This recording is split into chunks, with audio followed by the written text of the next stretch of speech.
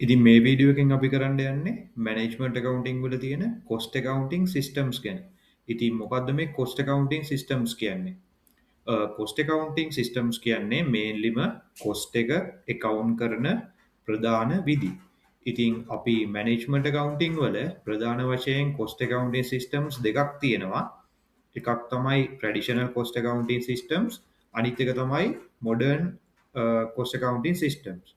ඉතින් මේ traditional cost ඇකවුන්ටිං system වල ඇබ්සෝප්ෂන් කොස්ටිං සහ මාර්ජිනල් කොස්ටිං කියන ප්‍රධාන කොස්ට් ඇකවුන්ටිං සිස්ටම්ස් දෙක තියෙනවා. ඒ වගේම මොඩර්න් ඒ කියන්නේ අලුත් ඇකවුන්ටිං සිස්ටම්ස් වල ABC කොස්ටිං එහෙම නැත්නම් ඇක්ටිවිටි බේස්ඩ් කොස්ටිං කියන කොස්ටිං කන්සෙප්ට් එක තියෙනවා. ඉතින් මේ මොඩර්න් කොස්ටිං සිස්ටම්ස් ඉස්සරහට යන්න අප්ඩේට් වෙන්න පුළුවන්. ඉතින් මේ වීඩියෝ එකේ මේන්ම පර්පස් එක වෙන්නේ මේ ඇබ්සෝප්ෂන් කොස්ටිං සහ මාර්ජිනල් කොස්ටිං වල තියෙන වෙනස සහ ඒකෙන් අපි account කරන්නේ කොහොමද absorption and marginal costing profit statement දෙකක් හදන්නේ කියන එක. ඉතින් මෙන්න මේ absorption සහ marginal costing වල ඉස්සරහට යන්න නම් අනිවාර්යෙන් අපිට cost classification ගැන හරි අවබෝධයක් තියෙන්න ඕනේ. මොකද මේ absorption costing සහ marginal costing කියන්නේ තනිකරම cost classification concept එක base කරගෙන හදපු cost accounting systems දෙකක්. ඉතින් cost classification එක ගැන මම වීඩියෝ එකක් කරලා තියෙනවා. ඒක බැලුවේ නැත්නම් මේ වීඩියෝ එක පෝස්ට් කරලා ඒ වීඩියෝ එක බලලා එන්න. මම මේ description එකෙන් ඒකේ link එකක් දාන්නම්. ඉතින් මේන්ලිම අපි ට්‍රැඩිෂනල් cost accounting systems අපි කිව්වා ප්‍රධාන වශයෙන් කොටස් දෙකකට බෙදෙනවා කියලා. එකක් තමයි absorption costing, අනිත් එක තමයි marginal costing. ඉතින් මේ absorption costing සහ marginal costing වල මේන්ම ඒ කියන්නේ ප්‍රධානම බේස් එක තමයි මේ cost classification. ඒ කියන්නේ අපි cost එක classify කරන්නේ කොහොමද කියලා. මම නිකන් සරලව කිව්වොත් absorption costing වල අපි cost එක classify කරන්නේ production ද non production ද කියලා. ඒ කියන්නේ නිෂ්පාදන හෝ නිෂ්පාදන නොවන පිරිවැය කියලා තමයි absorption costing වලදී අපි cost එක classify කරන්නේ. මාර්ජිනල් කොස්ටිං වලදී අපි කොස්ට් එක ක්ලාසිෆයි කරන්නේ ඒක ෆික්ස්ඩ් කොස්ට් එකක්ද වේරියබල් කොස්ට් එකක්ද කියලා. ඉතින් මම ආයෙත් ඔයාලට ආරාධනා කරනවා මගේ කොස්ට් ක්ලාසිෆිකේෂන් වීඩියෝ එක channel එකේ තියෙනවා. ගිහින් බලන්න. ඒක බැලුවාන් පස්සේ ඔයාලට කොස්ට් ක්ලාසිෆිකේෂන් එක ගැන කියන්නේ පිරිවැය වර්ගීකරණය කියන එක ගැන හොඳ අවබෝධයක් ගන්න පුළුවන්. ඉතින් මම මේ වීඩියෝ එක කන්ටිනියු කරන්න ඕන නිසා පොඩි හැඳින්වීමක් දෙන්නම්. මේ කොස්ට් ක්ලාසිෆිකේෂන් ගැන. මේන්ලිම අපිට මේ absorption සහ marginal costing කියන lessons වලට යන්න නම් අපිට ප්‍රධාන වශයෙන් costing ඒ කියන්නේ cost classifications දෙකක් අවශ්‍ය වෙනවා. එකක් තමයි production costing production cost එක සහ non production cost එක. marginal costing වලදී fixed cost එක සහ variable cost එක. මම කලින් කිව්වා වගේම absorption costing වලදී අපි cost එක classify කරන්නේ production ද non production ද කියලා. ඒ වගේම මාර්ජිනල් කොස්ටිං වලදී අපි කොස්ට් එක ක්ලාසිෆයි කරන්නේ ෆික්ස්ඩ් වේරියබල්ද කියලා. ඉතින් මොකද්ද මේ ප්‍රොඩක්ෂන් කොස්ට් එක කියන්නේ? ඇබ්සෝප්ෂන් කොස්ටිං වලදී අපි ගන්නවා ප්‍රොඩක්ෂන් කොස්ට් එකයි non ප්‍රොඩක්ෂන් කොස්ට් එකයි. මම මේක ආයෙ කියන්නේ ඔයාලට ඒක හොඳට ඔළුවට යන්න ඕන නිසා. ඉතින් මේ ප්‍රොඩක්ෂන් කොස්ට් එකක් කියන්නේ නිෂ්පාදනයට අදාළ පිරිවැය. ඒ කියන්නේ අපි ප්‍රොඩක්ෂන් එකක් මොකක් හරි කරද්දී කරන පිරිවැයක්. ඉතින් non ප්‍රොඩක්ෂන් කියලා කියන්නේ එහෙම නැත්නම් non manufacturing කියලා කියන්නේ production එකට අදාළ නැති cost එකක්. ඉතින් ඔය බේස් එක තමයි absorption costing වලදී මේන්ම බේස් එක වෙන්නේ. marginal costing වලදී ඒ කියන්නේ මේ මම මෙතන දාලා තියෙනවා fixed cost සහ variable cost කියලා. ඉතින් මේ fixed cost සහ variable cost කියන්නේ ඒකකය ඒ කියන්නේ ඒක අපි නිපදවන ඒකක ප්‍රමාණය මත වෙනස් වෙන පිරිවැය. ඉතින් variable cost එකක් කියන්නේ අපි යුනිට් එකක් හැදුවොත් රුපියල් 10 නම් යුනිට් දෙකක් හැදුවොත් රුපියල් 20යි. යුනිට් තුනක් හැදුවොත් රුපියල් 30යි. අන්න ඒ වගේ යුනිට් ඒ කියන්නේ අපි නිෂ්පාදන පරිමාව අනුව වෙනස් වෙන පිරිවැය තමයි variable cost කියන්නේ. ඉතින් fixed cost කියන්නේ අපේ ස්ථාවර පිරිවැය. ඒ කියන්නේ ඒක අපි අපේ නිෂ්පාදන ප්‍රමාණය ඒ කියන්නේ quantity එක production quantity එක වැඩි කරාට ඒක වැඩි වෙන්නේ නැහැ. ඉතින් එක්සාම්පල් එකක් විදිහට අපි ගත්තොත් මොකක් හරි මැනුෆැක්චරින් ප්ලාන්ට් එකක් තියෙනවා. ඒකේ අපි රෙන්ට් එකක් ගෙවනවා. ඒ කියන්නේ අපි කරන බිස්නස් එකේ අපි කරන ප්‍රොඩක්ෂන් එකේ අපි රෙන්ට් එකක් ගෙවනවා අපි ඉන්න බිල්ඩින් එකට. ඉතින් අපි යුනිට්ස් කීයක් හැදුවත් ඒ රෙන්ට් එක වෙනස් වෙන්නේ නැහැ. අන්න ඒ වගේ අවස්ථාවක ඒක ෆික්ස්ඩ් කොස්ට් එකක්. ඉතින් මේ කොස් ක්ලාසිෆිකේෂන් එක ගැන මම කලින් කිව්වා වගේ හොඳ අවබෝධයක් තියෙන්න ඕනේ. මෙන්න මේ මාර්ජිනල් කොස්ටිං සහ ඇබ්සෝප්ෂන් කොස්ටිං කියන එකේ ඉස්සරහට යන්න නම්. ඉතින් මම මේ වීඩියෝ එකේ කරන්නේ මේ දෙකේ වෙනස, මේ දෙක කොහොමද අයිඩෙන්ටිෆයි කරගන්නේ, මේකේ කොස් ක්ලාසිෆයි කරන්නේ කොහොමද සහ මේ කොස්ටිං සිස්ටම්ස් දෙකම යූස් කරලා එකම ගානකට, ඒ කියන්නේ එකම ඇක්ටිවිටි එකකට මම කැල්කියුලේෂන්ස් කරලා පෙන්නනවා ඇබ්සෝප්ෂන් කොස්ටින් ප්‍රොෆිට් ස්ටේට්මන්ට් එකකුයි මාර්ජිනල් කොස්ටින් ප්‍රොෆිට් ස්ටේට්මන්ට් එකකුයි. ඉතින් අපි ඉදිරියට යද්දී ඉතින් ඉස්සෙල්ලා අපි බලමු මොකද්ද මේ ප්‍රොෆිට් ස්ටේට්මන්ට් එකක් කියන්නේ කියලා. අපි හැමෝම දන්නවනේ ප්‍රොෆිට් ස්ටේට්මන්ට් එකක් කියන්නේ අපේ ලාභ ගිණුම. ඒ කියන්නේ P&L කියලා අපි කෙටියෙන් කියනවා. ප්‍රොෆිට් or loss කියලාත් කියනවා. ඉතින් මේන්ලි මේක තමයි ලාභ ගිණුම අපි ඉන්කම් ස්ටේට්මන්ට් කියලාත් කියනවා. ඉතින් මම මෙතන පොඩි එක්සැම්පල් එකක් දාලා තියෙනවා. උඩම තියෙනවා අපේ රෙවෙනිව් එක. රෙවෙනිව් එක කියන්නේ මොකද්ද? රෙවෙනිව් එක කියන්නේ අපේ ආදායම. දැන් මෙතන රුපියල් 5000ක් තියෙනවා. ඊට පස්සේ cost of goods sold, ඒ කියන්නේ cost of sales කියන එක. ඒ කියන්නේ අපි විකුණන්න ගත්තු භාණ්ඩවල පිරිවැය. ඒ කියන්නේ හිතන්නකෝ අපි රුපියල් 100 ගානේ මොකක් හරි ටෝයි එකක් විකුණනවා. අපිට ඒක හදන්න ගිහිල්ලා තියෙනවා රුපියල් 50ක්. ඉතින් එතකොට රෙවෙනිව් එක එකක රුපියල් 100යි. ඒකේ cost එක, ඒ කියන්නේ cost of sales කියන එක රුපියල් 50යි. ඉතින් මේ විකුණපු භාණ්ඩ වලින් විකුණපු භාණ්ඩ ගත්තු පිරිවැය අඩු කරාම අපිට එනවා gross profit කියන එක. ඉතින් gross income කියලා මෙතන තියෙන්නේ. ඉතින් gross income කියන්නේ දල ලාභය කියන එක. ඒ කියන්නේ දල ආදායම. ලාභය දල වශයෙන් කියන එක. ඉතින් ඊටත් පහලින් අපේ expenses, ඒ කියන්නේ marketing වලට, administration වලට වගේ අපේ finance cost එක ඒ වගේ දේවල් අඩු කරලා total expense එක අපිට ගන්න පුළුවන්. ඉතින් ඒකෙනුත් අපි total expenses අඩු කරාම, ඒ කියන්නේ gross income එකෙන් අපේ total යට තියෙන expenses අඩු කරාම අපිට net income කියන එක එනවා. ඉතින් මම මේ basic profit statement එකක් ඔයාලට present කරේ. මේකේ අපි ඉස්සරහට යද්දී මේ ගැන ලොකු අවබෝධයක් තියෙන්න ඕනේ. මම ආයෙත් කියනවා කලින් වගේම cost classification වීඩියෝ එක මම කරලා තියෙනවා. ඒක බලලා එන්න කියලා මම ආරාධනා කරනවා. මොකද මේ absorption costing සහ marginal costing වලදී අපිට මේන්ලිම ওই cost එක classify කරන හැටි ඉගෙනගෙන තියෙන්න ඕනේ. ඉතින් මම කලින් කිව්වා වගේ absorption costing වලදී අපි cost එක classify කරන්නේ production ද non production ද කියලා. ඉතින් අපි sales වලින් full production cost එක අඩු කරාම අපිට gross profit, ඒ කියන්නේ දල ලාභය එනවා. ඉතින් මේ දල ලාභයෙන් gross profit එකෙන් non production cost එක අඩු කරාම අපිට net profit කියන එක එනවා. ඉතින් මේ simple note එකක් දීලා තියෙන එකට අපි යන් marginal costing වලට. ඉතින් marginal costing වලදී අලුත් concept එකක් එනවා අපිට contribution කියලා.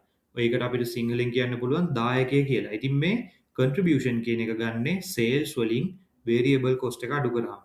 variable cost කියලා කියන්නේ නිෂ්පාදනය අනුව වෙනස් වෙන පිරිවැය. ඒ කියන්නේ නිෂ්පාදන පරිමාව quantity එක අනුව වෙනස් වෙන පිරිවැය. ඉතින් sales වලින් variable cost එක අඩු කරාම contribution කියන එක එනවා. ඒ contribution එකෙන් fixed cost එක අඩු කරාම net profit එක එනවා. ඉතින් දැන් ඔයාලට තේරෙනවා ඇති මම කලින් කිව්වා absorption costing වලදී අපි cost එක classify කරන්නේ production ද non production ද කියලා. ඒ වගේම marginal costing වලදී cost එක අපි classify කරන්නේ variable ද fixed ද. එහෙමත් නැත්නම් විචල්්‍ය පිරිවැයක්ද ඒක ස්ථාවර පිරිවැයක්ද කියලා. ඉතින් අපි මේ දෙකම තියෙන profit statement දෙකක් බලමු.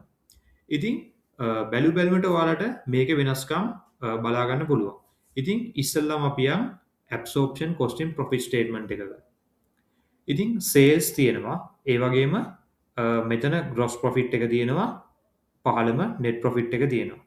ඉතින් මම කලින් කිව්වා වගේ අපි absorption costing වලදී gross profit එකට arrive වෙන්නේ full production cost එකෙන්. ඉතින් මෙතන sales දීලා තියෙනවා. ඒකෙන් full production cost of sales එක අපි අඩු කරලා තියෙනවා. ඒ කියන්නේ opening inventory එකට අපේ production කියන එක එකතු කරලා එතනින් closing inventory එක අඩු කරනවා. එතකොට අපිට total cost of sale එක එනවා. ඒකෙන් sales වලින් ඒ cost of sale එක අඩු කරාම අපිට gross profit කියන එක එනවා. ඉතින් ග්‍රොස් ප්‍රොෆිට් වලින් non production overheads, ඒ කියන්නේ ප්‍රොඩක්ෂන් එකට අදාළ නැති සියලුම පිරිවැය අඩු කරාම අපිට net profit කියන එක එනවා. ඉතින් ඒ වගේම අපි marginal costing එකත් check කරමු. sales එහෙමම තියෙනවා. marginal cost of sales මෙතන තියෙනවා. ඒ කියන්නේ sales වලින් අපි අඩු කරන්නේ variable cost විතරයි. variable cost කියන්නේ අපේ direct material, direct labor, direct expenses, ඒ වගේම variable production overhead අන්න ඒ වගේ දේවල්. ඉතින් ඔක්කොම variable cost අපිට අඩු කරන්න පුළුවන් මෙන්න මේ sales වලින්. එතකොට අපිට contribution කියන එක එනවා. ඒ contribution එකෙන් සියලුම sales අඩු කරාම අපිට net profit කියන එක ගන්න පුළුවන්. ඉතින් ඔයාලට මම ආයෙ මේකේ තියෙන වෙනස කියලා දෙන්නම්. absorption cost in profit statement එකේදී අපි මේ red color කරලා තියෙන ඒවා හොඳට analyze කරලා බලන්න. එතනින් අපිට පේනවා මෙන්න මේ absorption costing වලදී අපි cost of sale එක calculate කරන්න අපි අරගෙන තියෙන්නේ absorption costing වලදී mainlyම production cost එක විතරයි. production එකට related cost එක. ඉතින් දැන් අපි බැලුවොත් direct material, direct labor, direct expenses මේ ඔක්කොම production එකට related. ඒ වගේම variable production overhead, fixed production overhead. ඉතින් මේ දෙකත් production එකට අදාළ නිසා අපි cost of sale එක calculate කරද්දී ඒකත් අරගෙන තියෙනවා. ඒකෙන් පස්සේ අපිට gross profit එක ඇවිල්ලා තියෙනවා. එතනින් non production cost, ඒ කියන්නේ production එකට අදාළ නැති පිරිවැය අඩු කරාම අපිට net profit කියන එක එනවා.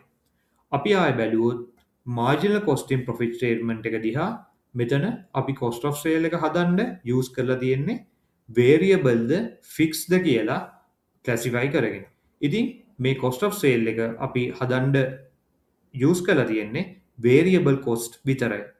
ඉතින් මේ sales වලින් variable cost සියල්ල අඩු කරාම අපිට contribution කියන එක එනවා. ඉතින් මේ contribution එකෙන් සියලුම fixed cost අඩු කරාම අපිට net profit කියන එක එනවා. ඉතින් මෙතන අපිට මේ red color කරලා තියෙන ඒ වලින් බලා ගන්න පුළුවන් direct material, direct labor, direct expenses, variable production overhead, variable admin cost and variable selling cost. ඉතින් මෙතන ඔක්කොම ඒ කියන්නේ marginal costing වලදී අපි cost of sales calculate කරන්න අරගෙන තියෙන සියලුම දේවල්, සියලුම components variable ද fixed cost ද කියලා classify කරලා අපි variable cost එක විතරයි cost of sale එක හදද්දි ගන්න. ඉතින් absorption costing වලදී අපි ගන්නේ production ද non production ද කියන classification එක අරගෙන cost of sale එක ගද්දි ගන්නේ අපි production එකට related cost විතරයි. ඉතින් අපි යම් activity එකකට. ඉතින් අපි calculation එකකට යන්න කලින් අවසාන වශයෙන් බලමු absorption costing සහ marginal costing summary එකක්. ඉතින් මම කලින් කිව්වා වගේ absorption costing වලදී අපි end product එක එහෙම නැත්නම් production එක හරි අපේ තියෙන stocks හරි අපි value කරන්නේ full production cost එකට. ඒ කියන්නේ direct material, direct labor, direct expenses, variable production overhead and fixed production overhead. ඉතින් මේ absorption costing වලදී පොඩි additional දෙයක් තියෙනවා. ඒ කියන්නේ අපිට fixed production overhead absorption rate එකක් හොයන්න තියෙනවා. ඒ කියන්නේ අපේ fixed production කියන පිරිවැයේ අන්තර්ගහන අනුපාතයක් හොයන්න තියෙනවා. ඉතින් මේකට කියන්නේ FPOAR කියලා, fixed overhead absorption rate කියලා. ඉතින් ඒක අපිට ගන්න පුළුවන් අපේ budgeted fixed production overhead cost එක අපි අපේ activity level එකෙන් බෙදලා. ඒ කියන්නේ අපේ නිෂ්පාදන පරිමාවෙන්. ඒ කියන්නේ අපේ quantity එකෙන්.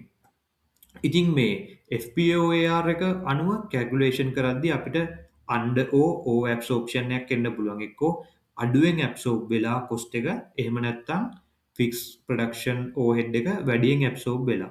ඉතින් අපි calculation එක කරද්දී බලමු මොකද්ද මේ under over absorption කියන්නේ කියලා.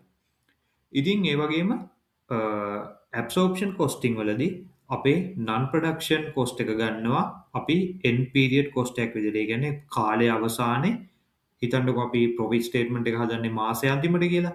ඒ මාසයේ අන්තිමට non production cost එකක් විදිහට අපේ gross profit එකෙන් අඩු කරලා අපි ඒක පෙන්නනවා. ඉතින් ඒ වගේ අනිත් පැත්තට අපි ගියොත් මාර්ජිනල් කොස්ටිං වලදී අපි අපේ end product එක, ඒ කියන්නේ product එක හරි අපේ තියෙන stocks හරි අපි value කරන්නේ variable production cost එකට. ඉතින් direct material, direct labor, variable production overhead කියන දේවල් අපිට එකතු කරලා ඒ cost එකට අදාළ දේවල් වලින් අපිට stock එක value කරන්න පුළුවන්. ඉතින් මේ මාර්ජිනල් කොස්ටිං වලදී අපි කොස්ට් එක ක්ලාසිෆයි කරන්නේ කලින් කිව්වා වගේම වේරියබල්ද ෆික්ස්ද කියලා. ඉතින් ඔක්කොම ෆික්ස්ඩ් කොස්ට් ටික මාර්ජිනල් කොස්ටිං වලදී අපි end period cost එකක් විදිහට අඩු කරනවා. ඒ කියන්නේ අපි කලින් කිව්වා වගේ ඒක අපි contribution එකෙන් අඩු කරලා ඒක net profit එකට පෙන්නනවා. ඉතින් අපි යම් කැල්කුලේෂන් එකකට. ඉතින් මෙතන එක්සාම්පල් එකක් දීලා තියෙනවා ABC ටෝයි කම්පැනි එකක්. අපි හිතුවොත් මෙයාලා මේ ටෝයි එක විකුණන්නේ රුපියල් 50 ගානේ. මේ තියෙන්නේ cost details. ඒ කියන්නේ මේ ටෝයි එක හදන්න අපිට direct material යනවා රුපියල් 18ක්. direct labor යනවා. ඒ කියන්නේ ශ්‍රමය යනවා රුපියල් 4ක්. variable production overhead එක. ඒ කියන්නේ production එකට related overhead එකක් තියෙනවා. ඒක variable. ඒකට යනවා රුපියල් 3ක්. ඉතින් මෙතන අපිට other details දීලා තියෙනවා. ඒ කියන්නේ අපේ තියෙන other details වල fixed production overhead එකක් තියෙනවා රුපියල් 99000ක. ඒ වගේම fixed selling expense එකක් තියෙනවා රුපියල් 14000ක. fixed admin expense එකක් තියෙනවා රුපියල් 26000ක. ඒ වගේම variable selling expense එකක් තියෙනවා 10%ක් sales value එකකින්. අපි බජට් කරන quantity එක තමයි 11000 units. ඉතින් මේ අපිට මෙන්න මෙහෙම ටේබල් එකක් දීලා තියෙනවා අපි sales කොච්චර කරන්න ඕනේද productions කොච්චර කරන්න ඕනේද කියලා මාස දෙකක.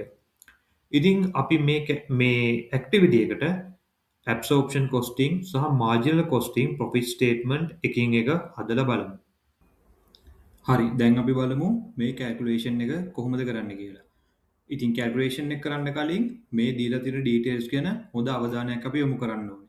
ඉතින් මෙතන අපිට variable cost දීලා තියෙනවා, direct material, direct labor, ඒ කියන්නේ wages කොහොමද කියලා. ඊට පස්සේ production overheads වගේක් අපිට දීලා තියෙනවා other details විදිහට. budgeted capacity එක කියන්නේ quantity එක යාලා budget කරන්නේ 11000ක් කියලා. ඒ වගේම sales units සහ production units කියලා අපිට වෙනම දීලා තියෙනවා table එකක. ඔය details use කරලා තමයි අපිට ඉස්සල්ලාම මේකේ costing හදන්න තියෙන්නේ. ඒ කියන්නේ අපි ඉස්සල්ලා පටන් ගමු absorption costing වල තියෙන profit statement එක හදන්නේ කොහොමද කියලා. ඉතින් අපිට මෙතන months දෙකක් දීලා තියෙනවා. අපිට profit statement එක months දෙකටම හදන්න කියලා තියෙනවා. ඉතින් අපි sales වලින් පටන් ගමු. මම කලින් පෙන්නුවා වගේ P&L එක, ඒ කියන්නේ profit or loss account එකේ තියෙන basicම structure එක අනුව මම මේක හදලා තියෙනවා. එතකොට අපි sales බැලුවොත් sales හරිම සරලයි. figure එක ගන්න පුළුවන් අපිට. අපේ selling price එක තියෙනවා ඒ මාසේ sales units වලින් වැඩි කරලා. මේ ෆෝමියුලා එක දාලා තියෙනවා 50 වැඩි කිරීම 12000 640000ක් ඇවිල්ලා තියෙනවා. ඉතින් ජූලයි month එකේ ගත්තොත් ඒකත් ඒ විදිහමයි 11050න් වැඩි කරාම ඒ ගාන එනවා. ඊට පස්සේ අපි sales වලට පස්සේ අපිට තියෙනවා cost of sales කියන එක. ඉතින් absorption costing වලදී මම කලින් කිව්වා වගේ cost එක අපි absorb කරන්නේ production ද non production ද කියන concept එක මත. ඉතින් absorption costing වලදී full production cost එක තමයි අපි stock එක හරි production units හරි value කරද්දී ගන්න. ඉතින් අපේ opening stock එකක් නැහැ අපිට. මොකද මේ cost of sales කියන එක ගන්න අපි opening stock එකට production එක හෝ purchases එකතු කරලා ඒකෙන් closing stock එක අඩු කරාම තමයි අපිට cost of sales කියන එක එන්නේ. ඒ කියන්නේ අපි විකුණන්න ගත්තු භාණ්ඩවල පිරිවැය. මේ specifically ගානේ නම් අපි විකුණපු products වල කොච්චර cost එකක් ගිහිල්ලා තියෙනවද අපිට හදන්න based on the absorption costing. ඉතින් අපි බලමු production cost එක අපි කොහොමද ගන්න කියලා. ඉතින් මම මෙතන වැඩි කරලා තියෙනවා 14000. ඒ කියන්නේ අපි production unit 14000ක් තියෙනවා ජූන් month එකට. 14000 වැඩි කරලා තියෙනවා මම 34. අපි බලමු අපි කොහොමද 34 ගත්තේ කියලා. ඉතින් මම මේ වගේ working එකක් හදාගෙන තියෙනවා. product එක value කරලා තියෙන්නේ direct material, direct labor, variable production overhead සහ fixed production overhead කියලා.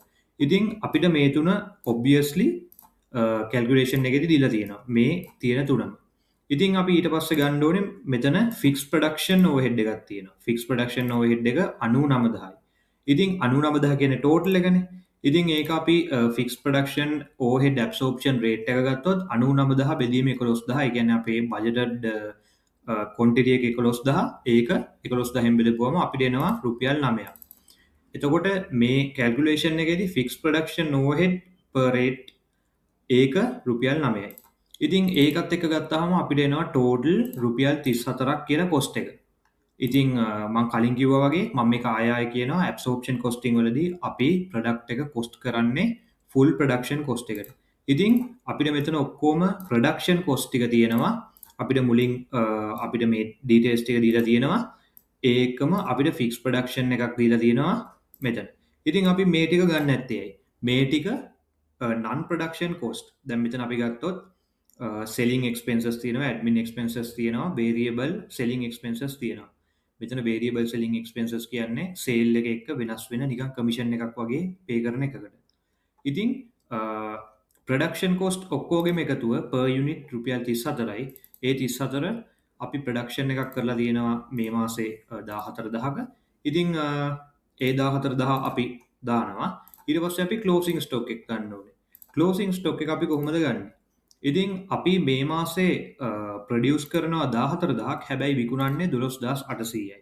ඉතින් අපිට එතන පැහැදිලිවම පේනවා items 1200ක අපිට අවසාන වශයෙන් items ඉතුරු වෙනවා. ඒ කියන්නේ closing stock එකක් තියෙනවා.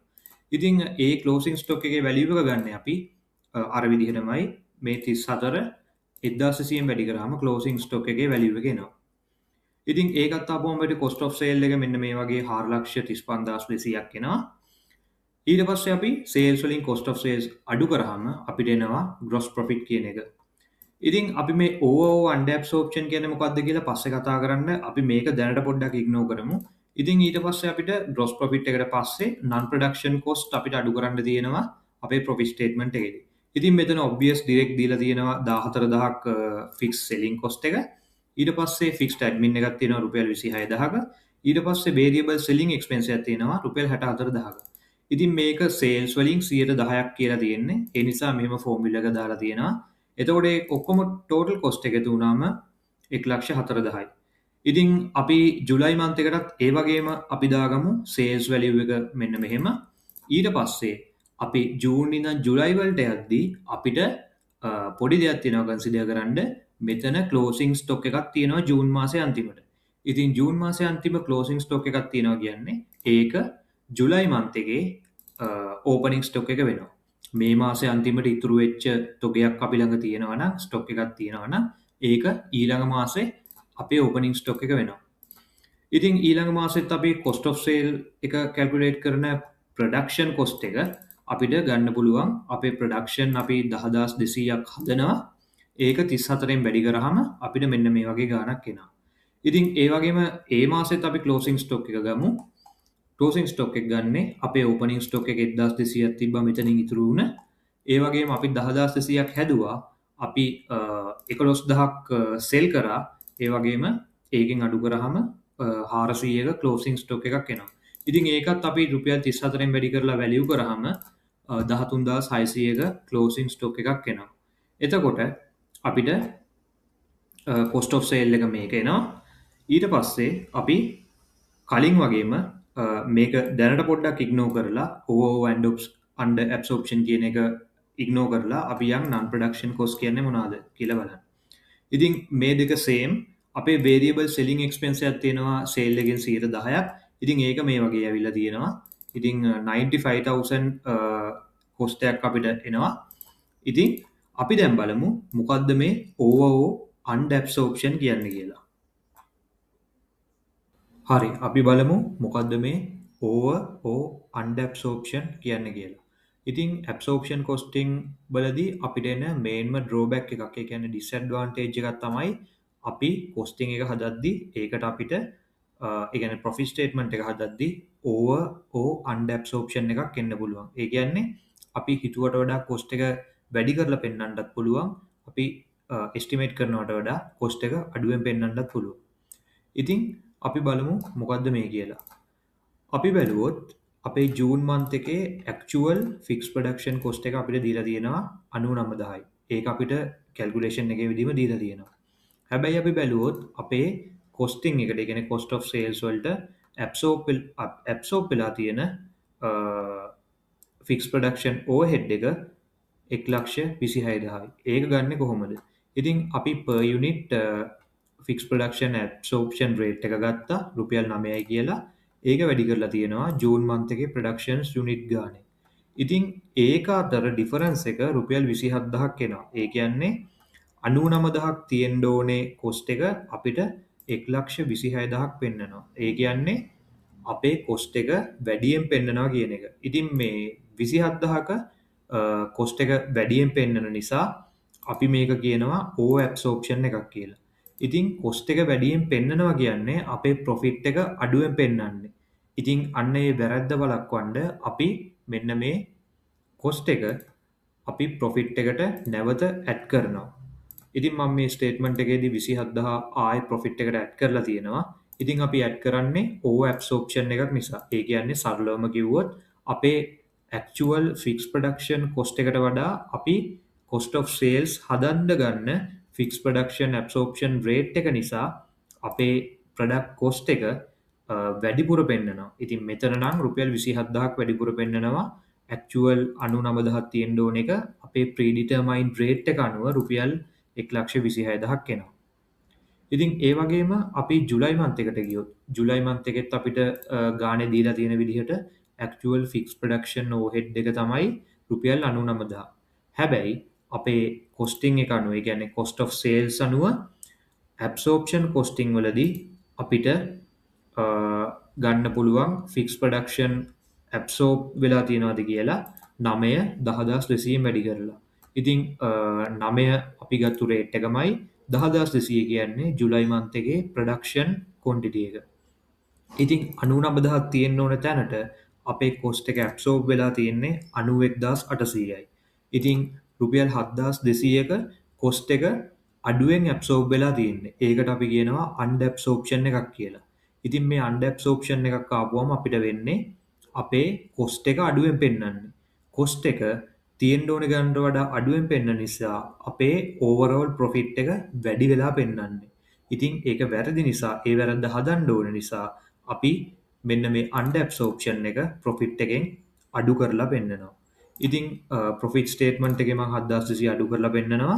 ඉතින් ඒ අනුව අපිට මෙන්න මෙහෙම ඇබ්සෝප්ෂන් කොස්ටින් ප්‍රොෆිට් ස්ටේට්මන්ට් එකේ ජූන් මන්ත් එකට net profit එකක් එනවා රුපියල් 1,27,800ක. ඒ වගේම ජුලයි මන්ත් එකේ අපේ 73,800ක ප්‍රොෆිට් එකක් එනවා. ඉතින් අපි යම් මාර්ජිනල් කොස්ටිං ප්‍රොෆිට් ස්ටේට්මන්ට් එක කොහොමද කරන්න කියලා බලන්න. අපි අපේ නෙක්ස්ට් ස්ටෙප් එක විදිහට මාර්ජිනල් කොස්ටිං ප්‍රොෆිට් ස්ටේට්මන්ට් එකක් හදමු. ඉතින් ඇබ්සෝප්ෂන් කොස්ටිං වල වගේම මාර්ජිනල් කොස්ටිං වල තියෙන තියරි එක තමයි අපි කොස්ට් එක වෙන් කරන්නේ වේරියබල්ද ෆික්ස්ද කියලා. ඉතින් ඇබ්සෝප්ෂන් කොස්ටිං වලදී අපි කොස්ට් එක ක්ලාසිෆයි කරේ ප්‍රොඩක්ෂන්ද නන් ප්‍රොඩක්ෂන්ද කියලා. ඉතින් මේ මාර්ජිනල් කොස්ටිං වලදී අපි ප්‍රොඩක්ට් එක කොස්ටිං එක, ඒ කියන්නේ අපේ ස්ටොක් එක හරි ප්‍රොඩක්ෂන් වැලියු එක හරි අපි වැලියු කරන්නේ වේරියබල් කොස්ට් එකට. ඉතින් වේරියබල් කොස්ට් එක තමයි අපේ කොස්ට් ඔෆ් සේල්ස් වලටයි ප්‍රොඩක්ෂන් වලටයි අපි යූස් කරන්නේ. ඉතින් මේ කැල්කියුලේෂන් එකේදී අපිට වේරියබල් කොස්ට් per unit මේ තුන ඔබ්වියස්ලි ගන්න පුළුවන්. මොකද මේක එකින් එකට වෙනස් වෙන පිරිවැයක්. ඒ කියන්නේ වේරියබල් කොස්ට් එකක්. ඉතින් අපිට යටින් දීලා තියෙනවා අද ඩීටේල්ස් වලදී ෆික්ස් ප්‍රොඩක්ෂන් සහ ෆික්ස් සෙලිං ඇන්ඩ් ඇඩ්මින් එහෙම දීලා තියෙනවා. ඉතින් අපිට මේක බැලුවල්මට පේනවා අපේ වේරියබල් කොස්ට් වලට අදාළ වෙන්නේ මෙන්න මේ per unit cost උනයි variable selling expense උයි විතරයි. ඉතින් අපි බලමු කොහොමද මේකේ per unit variable cost එක හොයාගන්නේ කියලා. ඉතින් මෙතන මම කැල්කියුලේෂන් එකක් කරලා තියෙනවා. අපිට ඩිරෙක්ට්ලිම දීලා තියෙන විදිහට අපිට ගන්න පුළුවන් රුපියල් 25යි කියලා මාර්ජිනල් කොස්ටිං, ඒ කියන්නේ variable cost එක per unit.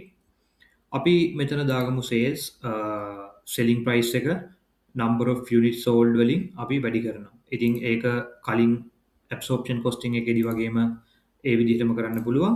ඒ වගේම අපිට ජූන් month එකේදී opening stock එකක් නැහැ. ජූන් month එකේදී production එක තියෙනවා 14000ක් units.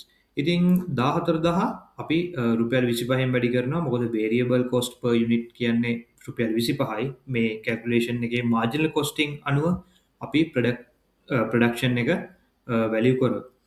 ඉතින් ඒ වගේම අපි කලින් දැක්කා අපේ ක්ලෝසිං ස්ටොක් එක. ඒ කියන්නේ අපි හදපු ගානයි විකුණපු ගානයි අතර වෙනස. මාසය අන්තිමට අපි හදපු ගානට වඩා විකුණපු ගාන අඩුයි නම් එතකොට අපිට ක්ලෝසිං ස්ටොක් එකක් එනවා. ඉතින් අපිට කලින් ආව මතක ඇති 1200ක් ජූන් month එකේ ක්ලෝසිං ස්ටොක් එක විදිහට යුනිට්ස් එනවා. ඉතින් ඒක 25න් වැඩි කරාම අපිට 3,20,000ක් එනවා total අපේ cost of sale එක. ඉතින් මං කිව්වා වගේම marginal costing වලදී cost of sales වලට අපිට අනිවාර්යෙන් variable සියලුම cost include වෙන්න ඕනේ. ඉතින් අපි මේ variable selling expense එක මෙන්න මෙතනට add කරලා තියෙනවා. ඉතින් ඒක sale එකට link වෙලා තියෙන 10%ක් විදිහට. ඉතින් අපිට බලා ගන්න පුළුවන් මේකෙන් 10%ක් තමයි අපේ variable selling cost එක. ඉතින් absorption costing වලදී අපේ sales වලින් cost of sales අඩු කරාම gross profit එක එනවා වගේ marginal costing වලදී sales වලින් මේ marginal cost of sales අඩු කරාම අපිට එන්නේ contribution. ඒ කියන්නේ දායකය කියන concept එක. ඉතින් අපි බැලුවොත් ඊට පස්සේ අපේ ෆික්ස් කොස් සියල්ලම අපි contribution එකට පහලින් අඩු කරනවා. ඉතින් ඒ සියලුම ෆික්ස් කොස් අඩු කරාම තමයි අපිට net profit කියන එක එන්නේ. ඉතින් ඒ වගේම අපි ජුලයි month එකෙත් බලමු. opening stock එක කලින් වගේම අපිට ඒ units ගාන 1200ක් එනවා. ඒක 25න් වැඩි කරපුවාම රුපියල් 30000ක් එනවා. ඉතින් production units ගාන 10200ක් එනවා. ඒක රුපියල් 25න් වැඩි කරාම ඒ කියන්නේ marginal cost එකෙන් වැඩි කරාම මෙන්න මේ වගේ ගාණක් එනවා. ඉතින් අපිට cost of sale එක fully variable විදිහට 2,75,000ක් එනවා. ඒ වගේම අපිට මේකට variable selling expense එක එකතු වෙන්නත් ඕන. ඉතින් ඒ අනුව බලපුවම අපිට contribution එක එනවා 2,20,000ක්. ඉතින් කලින් වගේම fixed cost ටික මෙහෙම යටින් දාගත්තාම 1,39,000ක් එනවා. ඉතින් marginal costing profit statement එක අනුව අපිට ජූන් month එකේදී 1,17,000කුත් ජුලයි month එකේදී රුපියල් 80,000කුත් අපිට බලා ගන්න පුළුවන්. ඉතින් අපි කලින් කරා වගේ absorption cost ඉනුයි marginal cost ඉනුයි අතර අපි දැන් වෙනස නිකන් compare කරලා බලමු. ඉතින් අපිට sales වලින් cost of sales අඩු කරාම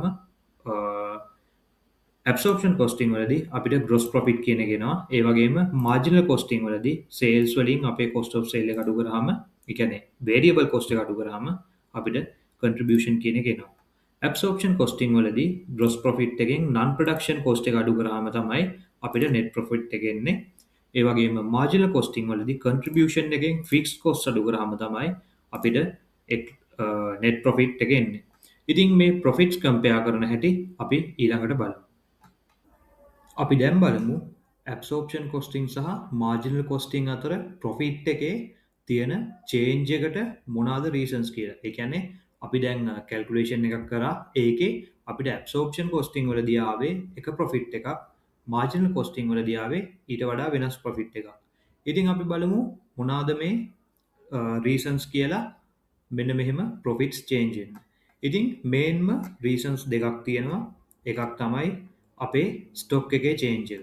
ඒ කියන්නේ අපේ අදාළ මාසේ ඉඳන් ඊළඟ මාසෙට යද්දී ස්ටොක් එක කොච්චර ඩිෆරන්ස් එකක් වුණාද කියලා. ඉතින් ඒකේ සරලම අර්ථය තමයි ඕපනින් ස්ටොක් එක සහ ක්ලෝසින් ස්ටොක් එක අතර ඇතිවන quantity change එක.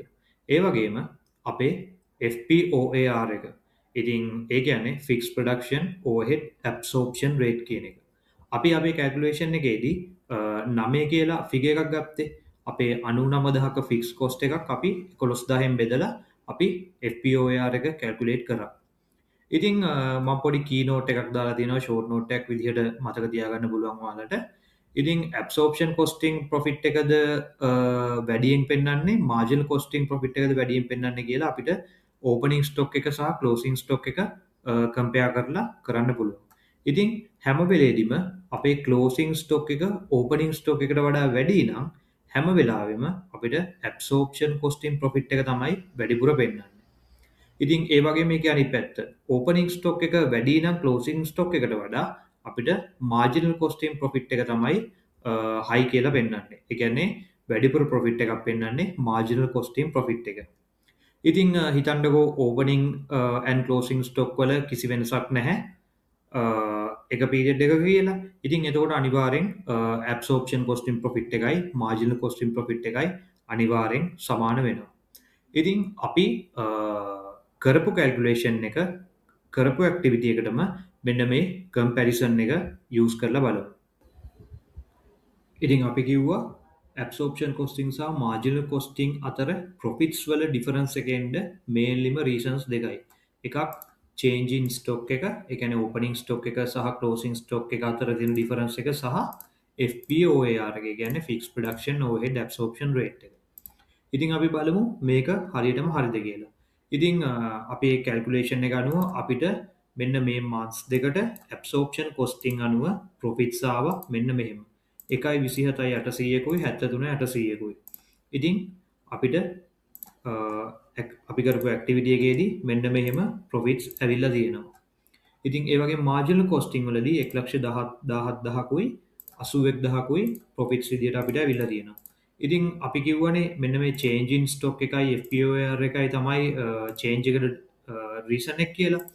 ඉතින් අපි ඒක ඇත්තද බලමු. ඉතින් ජූන් month එකේදී අපේ stock එකේ difference එක 1200යි. ඉතින් ඒක අපි FPOAR එකෙන් වැඩි කරාම, ඒ කියන්නේ fixed production overhead absorption rate එක වැඩි කරාම 10800ක් එනවා. ඉතින් ජූලයි month එකේදී 800ක් අපිට තියෙනවා stock දෙක අතර change එක. ඒක 9ෙන් වැඩි කරාම 7200යි. ඉතින් හරියටම බැලුවොත් අපිට මෙන්න මේ change එක තමයි profits අතර difference එක වෙන්නේ. ඉතින් මේකට adjust කරාම අපිට ගන්නට marginal costing profit statement එකේ තියෙන profit එකම අපිට එනවා. ඉතින් ඒක අපි ආයෙ check කරගමු. ජූන් month එකේදී අපේ calculations අනුව 1,17,000ක් සහ ජූලයි month එකේදී රුපියල් 81,000ක් තමයි එන්නේ marginal costing අනුව. ඉතින් ඒ figures දෙක හරියටම මෙතනට ගැලපිලා තියෙනවා. ඉතින් අපි කිව්වා වගේම ඕනම වෙලාවක absorption costing සහ marginal costing profits compare කරද්දී closing stock එක වැඩි නම් absorption costing profit එක තමයි high. ඒ වගේම opening stock එක වැඩි නම් marginal costing profit statement එකේ තියෙන profit එක තමයි high. ඉතින් මේ example එක අනුව ජූන් month එකේදී අපිට කිසිම opening stock එකක් තිබ්බේ නැහැ. හැබැයි අපිට closing stock එකක් ආවා. අපි absorption costing වලදී කරපු working එක අනුව මෙන්න මේ 1200ක් units. ඉතින් මෙන්න මේ units 1200 කියන්නේ opening stock එකට වඩා closing stock එක obviously වැඩි. ඉතින් ඒ නිසා අපිට absorption costing profit එක තමයි ඒ month එකේදී අපිට වැඩිපුර පෙන්වන්නේ. ඉතින් අපි ගත්තොත් ජුලයි month එකේ අපේ opening stock එක තියෙනවා 1200ක්. මෙතන opening stock එක කියන්නේ අපේ ජූන් වලදී ඉතුරු වුණු closing stock එක. ඉතින් ඊළඟ month එකට යද්දි මේක opening stock එක වෙනවා. ඒ වගේම closing stock එක ජුලයි month එකේදී අපිට තිබ්බේ items 400යි. ඉතින් මේකෙදි opening stock එක closing stock එකට වඩා වැඩි. ඉතින් ඒ වගේ වෙලාවට අපිට බලා ගන්න පුළුවන් marginal costing profit එක වැඩි. ඉතින් මෙන්න මෙතන 73800 එනවා absorption costing වලදී, marginal costing වලදී profit එක එනවා 81000. ඉතින් මෙතන marginal costing profit එක තමයි වැඩි. ඉතින් මේ වීඩියෝ එකෙන් absorption costing සහ marginal costing ගැන හොඳ අවබෝධයක් ඔයාලට එන්න ඇති කියලා මම හිතනවා. ඉතින් මම වීඩියෝ එක මුලින් කිව්වා වගේ මේ වීඩියෝ එකෙන් අපි absorption costing කියන්නේ මොකක්ද, marginal costing කියන්නේ මොකක්ද, ඒ දෙක අතර තියෙන difference එක, ඒ දෙක අතර තියෙන profit එක difference එක කොහොමද දෙන්නේ කියලා අපි discuss කරා activity එකක් මාගේ. ඉතින් මේ activity එක මෙතනින් ඉවර වෙනවා. ඉතින් ඊළඟ activity එකෙන් අපි හම්බෙමු. Thank you.